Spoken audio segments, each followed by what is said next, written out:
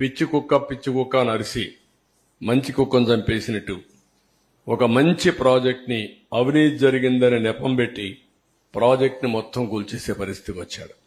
ఒక దుర్మార్గమైన చర్య ఇది.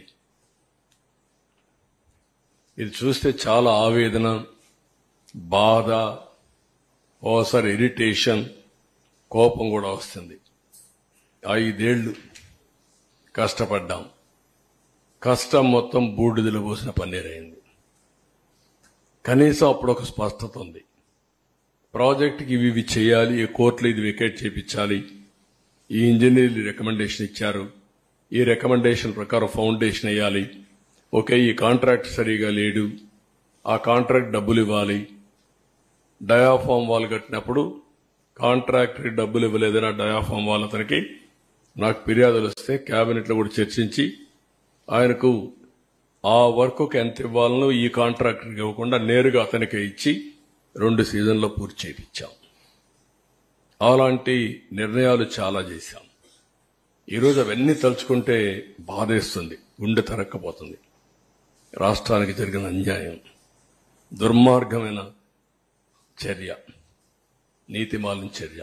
పిచ్చి కుక్క అని అరిసి మంచి కుక్కను చంపేసినట్టు ఒక మంచి ప్రాజెక్ట్ని అవినీతి జరిగిందని నెపం పెట్టి ప్రాజెక్ట్ని మొత్తం కూల్చేసే పరిస్థితికి వచ్చాడు.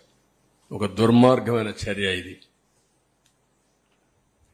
ఇది చూస్తే చాలా ఆవేదన, బాధ, ఓసారి ఇరిటేషన్, కోపం కూడా వస్తుంది. 5 ఏళ్లు కష్టపడ్డాం.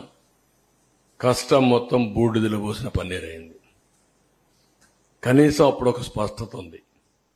ప్రాజెక్టుకి ఇవి చేయాలి, ఈ కోర్టులో ఇది వికెట్ చేయించాలి, ఈ ఇంజనీర్లు రికమెండేషన్ ఇచ్చారు, ఈ రికమెండేషన్ ప్రకారం ఫౌండేషన్ వేయాలి, ఓకే ఈ కాంట్రాక్ట్ సరిగా లేడు, ఆ కాంట్రాక్ట్ డబ్బులు ఇవ్వాలి, డయాఫామ్ వాల్ కట్టినప్పుడు కాంట్రాక్టర్కి డబ్బులు ఇవ్వలేదని ఆ డయాఫామ్ వాల్ అతనికి నాకు ఫిర్యాదులు వస్తే కేబినెట్లో కూడా చర్చించి ఆయనకు ఆ వర్క్కు ఎంత ఇవ్వాలనో ఈ కాంట్రాక్టర్కి ఇవ్వకుండా నేరుగా అతనికే ఇచ్చి 2 సీజన్లో పూర్తి చేయించాం.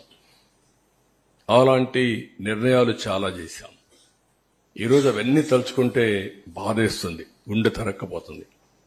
రాష్ట్రానికి జరిగిన అన్యాయం, దుర్మార్గమైన చర్య, నీతిమాలిన చర్య.